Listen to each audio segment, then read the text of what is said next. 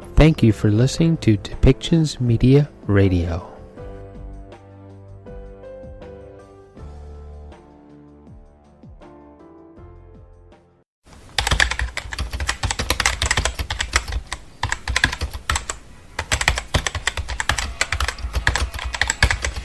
Welcome to Policy and Rights, the show about human rights and government policy.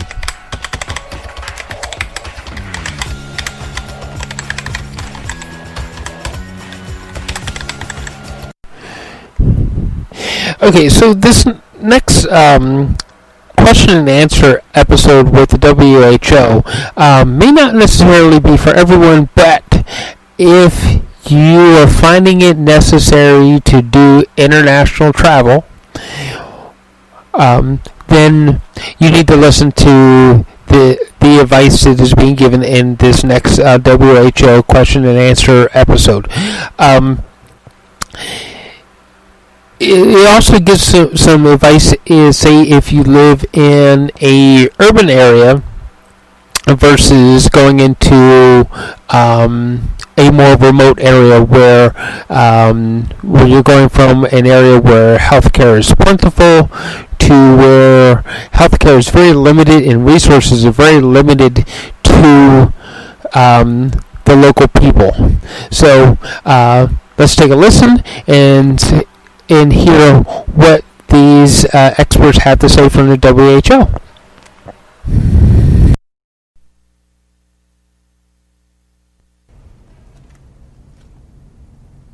Is it across all platforms, Alex? We're on now. All right, we had a bit of a technical glitch. I don't know how much you were able to hear off the top. Do you know if I need to repeat the introduction? All right. So I'm going to welcome you again. Sorry for those of you who had audio, who weren't able to hear us off the top. But this is, we're gathered here today for a Facebook Live, and we're on several other platforms as well. I'll list those in a minute. To speak to you about what you should consider if you're trying to decide if you should travel or not internationally.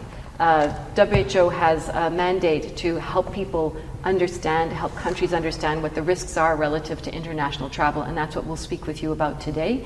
My name is Nika Alexander. I'm with the media relations team, the communications team here at WHO, and I have two people with me to talk with you about this subject. One is Dr. Nedret Emirolu. She heads the group that looks at country readiness, how countries prepare to manage emergencies, and also Dr. Carmen Dolea at the far end, who's the head of the IHR Secretariat. IHR is International Health Regulations. It's one of two global mandates, global agreements about health, and it's what gives WHO a lot of its marching orders, what we should do around emergencies and around travel and trade as well. So today we're 7 months into this outbreak. We're 6 months since WHO declared this a global emergency, a public health emergency of international concern. Some countries, the situation is getting worse. Some countries it's stabilized, and in others it's gotten better. And people are starting to think about whether or not they can make a choice to travel. So to talk about that, I'll turn first to Carmen. Carmen, I said off the top that this is about choices. That it's not, there's no mandate that people must move around, although sometimes people have personal mandates that they need to move around. So what's the first thing people need to think about when they're contemplating whether or not they should undertake an international travel voyage? Thanks very much, Nika, and hello, good afternoon, everyone. The first thing to know is that sick people and people that are contacts of a confirmed case of COVID should not travel. That's one thing. The other thing is people that are elderly or have underlying health conditions, they should postpone travel, particularly in areas with intense community transmission. We also defined in our recent guidelines what it means of essential travel, because with all these restrictions, there must continue some essential travel for humanitarian and emergency response, for cargo operations, diplomats, seafarers, and a group of people that are really have to travel. Even for people that choose to travel, there are certain precautions that people should continue to take while traveling. First of all, the precautions for a respiratory transmitted virus. Make sure that you keep your distance, make sure that you practice coughing etiquette, you cough into your elbow or your sneeze or in a tissue that you dispose of. Wear a mask, particularly in areas where there's crowded situations, and follow the instructions or the measures that are in place by the national authorities when you decide to travel. And then people need to make their own decisions, looking at what would be their exposure in the areas where they want to travel, what would be the intensity of exposure, what's the transmission patterns in the area where they travel, what is the duration of potential contacts with people that may be sick, and what are the measures that they can do to continue to protect themselves. Okay. I don't know if Nedret wants to jump in. Yeah. That's actually a lot of information to digest. Yeah, We're going to piece it up a little bit. We will chunk it out, and that's the broad scope of what we'll be talking about today. So just to chunk that out a little bit, one of the first things you said off the top is that if somebody is elderly, they should not travel. How do you define what's elderly? I think people might be surprised when you give the actual number, the age. Nika, maybe I should start with the first steps. It's the same approach as we suggest to control the epidemic at the local level. So the risk assessment and risk management. And that's the kind of information we would like the individuals to carefully assess their situation. Do you need to travel? Do you take the risk if there's a risk to travel? What is your own conditions? What is the epidemiology in the country that you are living or you are currently, and where you are going? What is an essential WHO advice is to protect the high-risk groups. And those high-risk groups are the same as within the transmission that we define, over 65 years of age, unless the country defines it differently, and then anyone with the underlying conditions, which we know already: diabetes, cancer, chronic conditions, some of the chronic diseases that they should be protected as highest level of risks, and then they should consider to avoid or to postpone their travel. But of course, at the end, if they really need to travel, that will be their own risk assessment and judgment. So in a way, it depends on where you're going from and where you're going to. And who you are, what your and who situation you are, is. exactly. Yeah. So at the top as well, you said if you're a contact, of course, if you're sick, you should not travel. That seems a very common sense one. And if you're the contact of someone, the way you would know if you're a contact, in some countries, you would be in a contact tracing sort of environment, or health officials would be following up with you. You would know that you have been in contact with someone who is a confirmed case. So that's a way of knowing that you are a contact. In some other places, it might not be as clear to know whether or not you're a contact, but that's the guidance anyways. If you are a contact, you should also not travel. We spoke about the choice of whether or not to travel. Let's say you must undertake some essential travel, or you're one of those essential workers. What's some of the measures you should think about as you're heading first to the airport or the train station where you will undertake that travel from? What can you do to protect yourself while you're in that first hub in your voyage? I would like to do that one, Carmen. Okay, so I can start again. So planning your journey, you'd either have to go to the airport in a public transport or in your own car, and so on and so forth. Protect yourself even in the public transport. In some places, you need to wear a mask to protect yourself and protect others. Use hand sanitizer if you need to, or wash your hands properly.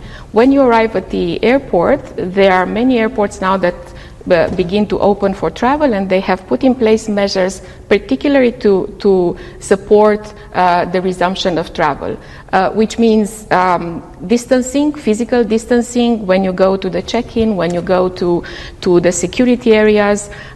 In some airports you are required to wear a mask as you go through the security or you go through the check-in. Airports and airlines favor online check-in or limiting the contact with the ground crew so that limiting the exposure, the potential exposure. And all these measures that you'd see, signage in the airport that tells you where to go, how to keep the distance, how to make sure that you're not in contact with people. And really, all of these measures that we keep saying of physical distancing, increase the number of stations for hand sanitizer, or increase the disinfection at the airports and all of the areas, particularly in the contact with the ground crew, all to the point where you embark.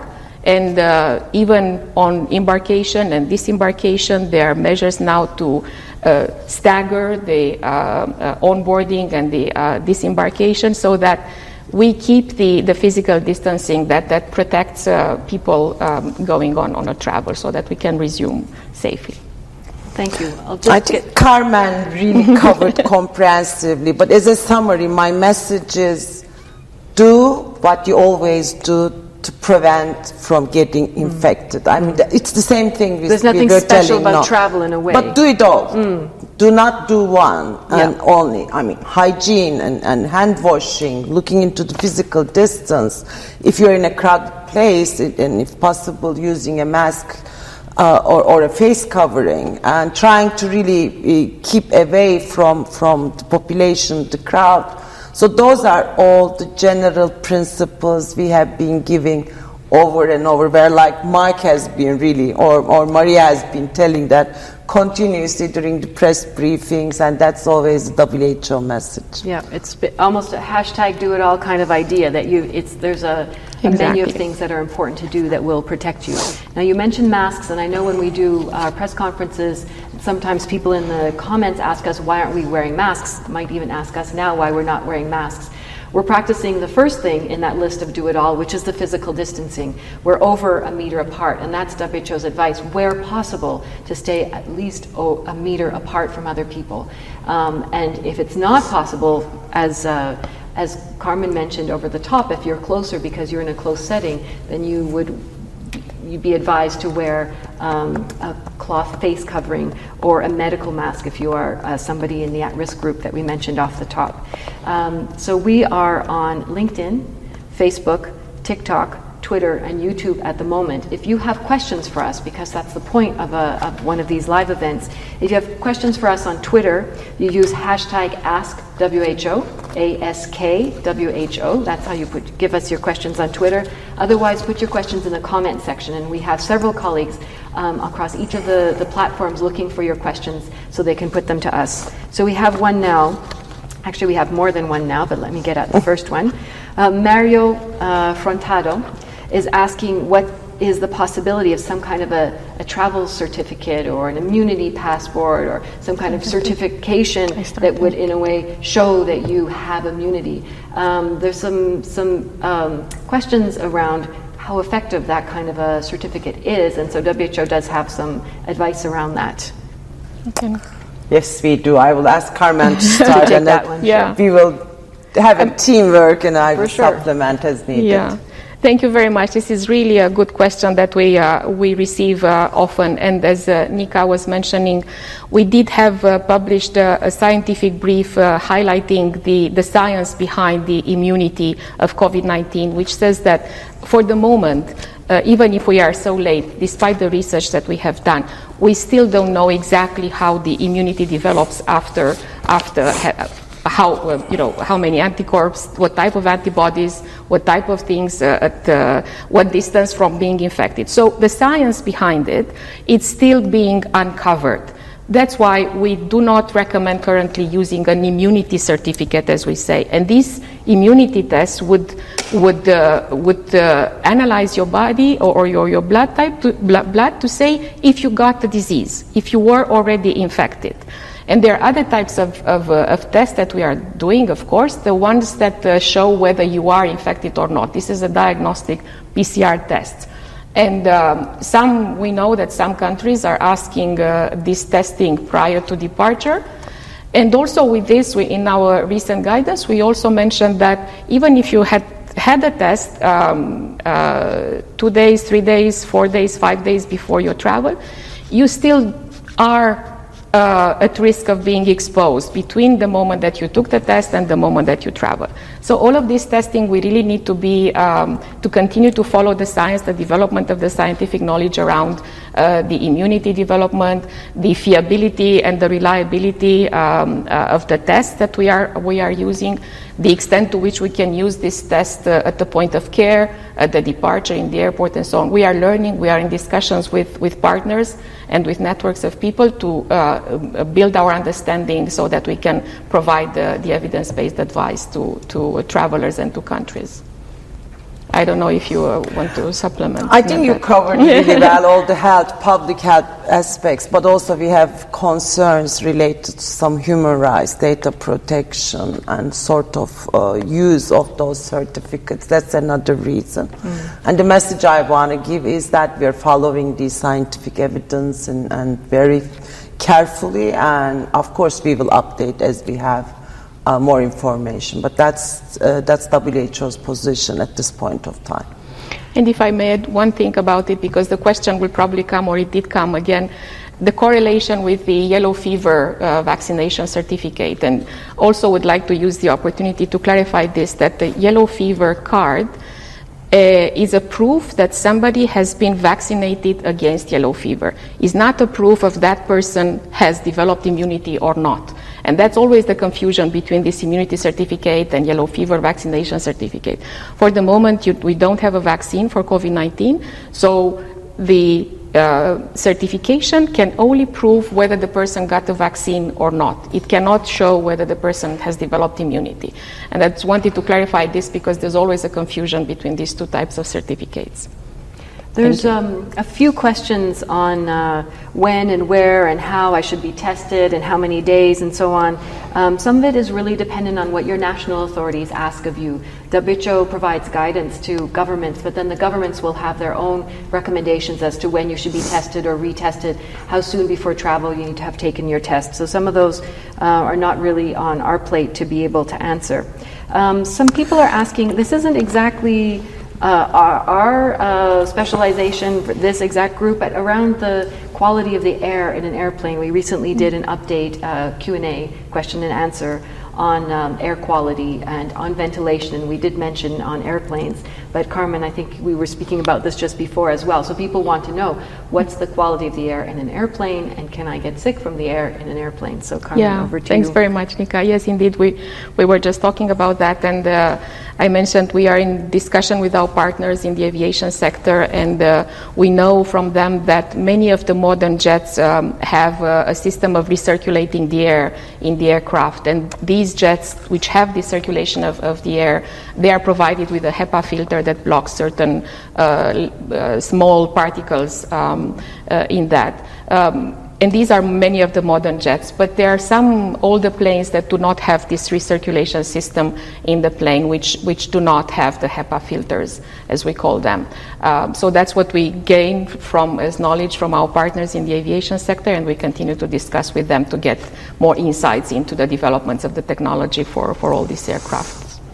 I think, to summarize though what you had said off the top, the air in airplanes, simply put, is actually relatively clean, as it were, because it's filtered regularly in most airplanes that most people will be traveling on for international travel, which is what we're speaking about. I think the concern people have is whether it is circulating the same air. Yes. And to our knowledge, even though it's not our technical expertise, of course, but we work very closely with the UN agencies and other partners in travel sector.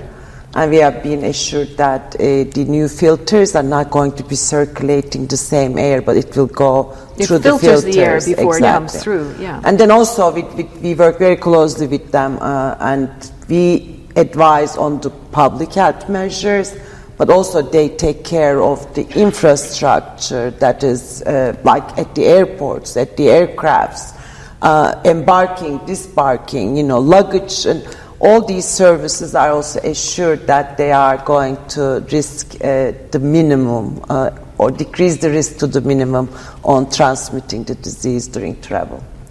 We're asked a few questions are about what happens when I arrive in the destination country. What does WHO recommend in terms of testing and quarantining once you've landed where you're going? It's not your home country, it's your destination country. Yeah. We know that some countries may ask you to do a test even upon arrival to make sure that you were not exposed during your travel or before your departure. And we know that some countries are asking travelers to either stay home or quarantine for 14 days. What we recommend as WHO is when countries decide to put in place quarantine measures, which we recommend for the contacts of cases, these measures should be following the certain guidance in terms of the type of facilities where the quarantine is instituted, the access to food, distancing, and so on and so forth. And we issued guidance about it. But travelers would need to inform themselves when they travel, because these measures are changing very frequently. As we mentioned before, the measures that countries are putting in place are based on risk assessment, and they look at the evolution of the epidemics in the countries of origin, in the countries of arrival, and so on. And the limitations or the restrictions are changing every day because of the changing and the evolution of the outbreak. So that's why people that decide to travel, they need to keep themselves abreast of all these changes in the list of countries, for example, from where the restrictions may be put in place and what type of restrictions they can secure, and plan their travel accordingly, so that if you are asked to stay home or in your hotel for 14 days, you plan your travel according to these measures. And again, the message is be comprehensive and look into different strategies. And that's where WHO works, what we call points of entry. It's the airports, ground crossings, ports, and we try to strengthen their capacity to be able to detect a sick passenger immediately, define their contacts immediately. And also one important information WHO is suggesting is to provide all the details on what they have to do in the country that they're traveling to, if that's not their own country, to be able to refer to any medical services or provide the guidance. Another important, maybe very simple information is getting the passenger details. What is the telephone number, where the person is staying, so that you can reach out in case you have additional information. That's contact tracing. In effect, that's part of contact tracing, to see if one of these people was a contact, if something develops later. In your portfolio, I mean, they're not contact yet, but if they become contact, so that you can approach them, because they're different than your nationals, because they're traveling, you need to know whether they stay in a certain place so that you could approach immediately. Yeah. There's a few questions asking very specific things. If a person is elderly and wants to travel for holidays, should they do it? If they're a student going into a country that perhaps has more transmission than their own country, should they travel?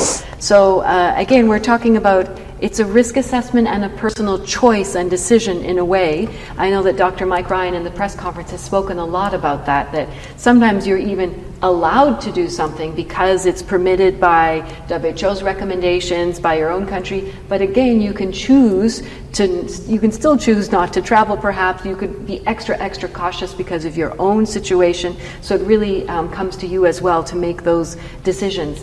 Where can people get information to make those decisions? Where's a good source of information for people, so that, because we won't be able to answer every question here, where do you recommend people go for even more information?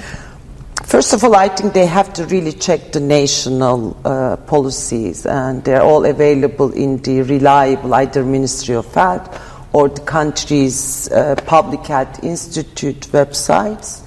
Some of the countries have their own recommendations for their own citizens to travel, or recommending to avoid travel. And again, the risk groups they define are different. But for us, for WHO, as we have told before, we believe the essential travel should continue. And then people who are sick or contacts of sick people should not travel. And then there is the prevention of all the high-risk group and elderly, and they have to go through a risk assessment. But our recommendation is to postpone or avoid if possible. If you're in those risk groups. We also have, there's material on WHO's own website. If you go to who.int, there's information some of that information is available in all of the official UN languages. You can also go to the webpage of your regional office. Or to the country page. WHO has offices in 150 countries, so you could see if there's a country page that has some detailed information in the local language for you. Also check our social media platforms wherever you're watching us from now. We have information there on what kind of mask to wear, how to wear a mask safely, some details on travel as well. We're going to be putting out some social media slides that summarize some of what we're saying today in very clear bullet points to help you understand that as well. There's a few questions here on once you arrive in the destination country, can a test, as you mentioned, Carmen, if you do a test there, can that substitute for the 14-day quarantine that some countries recommend? So is the test a substitute for a quarantine is the question. We've gotten that a few different times. As I mentioned, it really depends on the measures, on the decisions that countries have put in place. And it depends on the trust or confidence, rather, that the country have in the fiability of the tests themselves. So for the moment, as I said, we don't necessarily recommend one way or the other, as we want to understand more about the reliability of these tests, particularly the test at points of care and so on. But it all goes back to what you said of the individual information and choices and understanding of where they are going and understanding the measures that are in place. And just to go back to the other question, the other source of information, which is regularly updated because of obvious and practical reasons, is the airlines. And the airlines are regularly updating, even when you go to check if you need a visa for a certain country. There are certain services that are in place by our partners that provide the information whether in order to get a visa you need to have a test or you need to get a certain other vaccination, for example, for other diseases, because it's not only COVID happening in the world, but all of these requirements for travelers, there are places where people can go and get the information when they decide to travel, if they need to travel, as we keep saying from the beginning of this. We'd like people to avoid as much as possible non-essential travel. But countries are doing that risk assessment. That's why the measure sometimes the countries exposed to travelers is different depending on where you're coming from. So in very simple terms, they feel like if the transmission is at the same level, so the traveler doesn't bring an additional risk. But if the traveler is coming from a more intense transmission area, then the risk of importation of cases are going to be much higher than what is available. So countries have different set of measures depending where the individual is traveling from.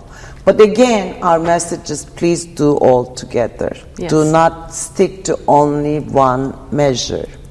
It's and that's for individuals as much as it is for countries as well, that countries should do it all. Countries should put in place the full toolbox of responses that we know work against COVID. The reason we know they work is countries that have implemented most of them or all of them have been successful in pushing the disease back. So it's do it all for countries and it's do it all for individuals With the intention to be able to detect any case among the travelers as soon as possible. It's the same as you would do with your nationals. Yes. Or define their contacts as soon as possible and quarantine them. And for the cases, isolate them and provide the care.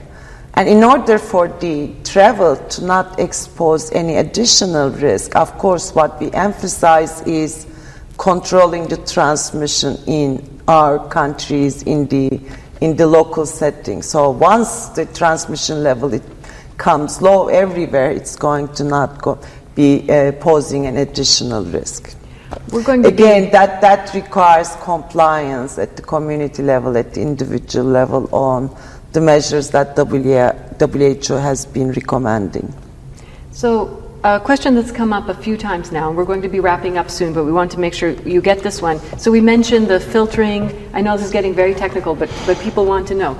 We mentioned that that airplanes have a filtration system, and people want to know what kind of filter is that. And actually, that is a detail that I've seen in our communication. We said that they're called HEPA filters. I don't have off the top of my head what HEPA means, but it's something related to the particles and the way the filter I think operates. it's high emission particles. Yes, exactly, something like that. See, I said it They wasn't call it exactly our area of expertise, but it is HEPA, H-E-P-A, and if you want to, you can look that up and get more information. A few things. We're going to be wrapping up, but I just wanted to express our sympathies to the people in Lebanon and to the people in Beirut who were affected by that terrible blast.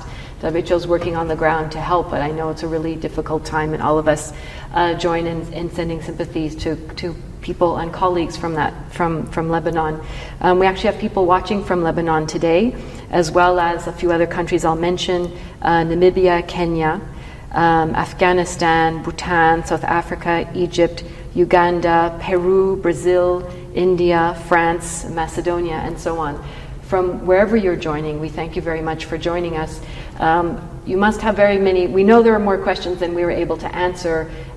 We will be looking at what you put in the questions and comment section. Our colleagues who monitor social media actually come back to us and let us know what kind of questions are out there, and that helps develop what we're going to put out, what kind of answers or products we put out in order to make sure we're answering the most common questions that you might have. So I just wanted to thank you one more time for joining us today. Thank you, Dr. Carmen Dolea. Thank you, Dr. Nedret Emiroglu, for your time today. Thank you, Nika, thank you for putting opportunity. together the products in the first place that we're doing this Facebook Live about. These were the originators of that guidance, working with all the other specialists that you mentioned as well in industry groups. So thank you once again, and thank you for joining us. Thank you. Bye. Bye-bye. Thank you.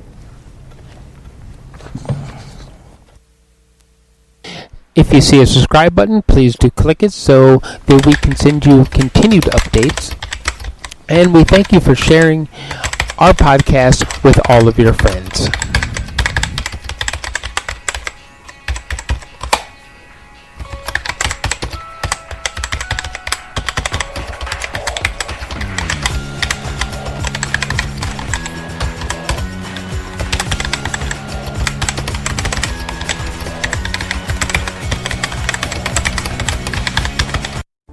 This show has been produced by Depictions Media.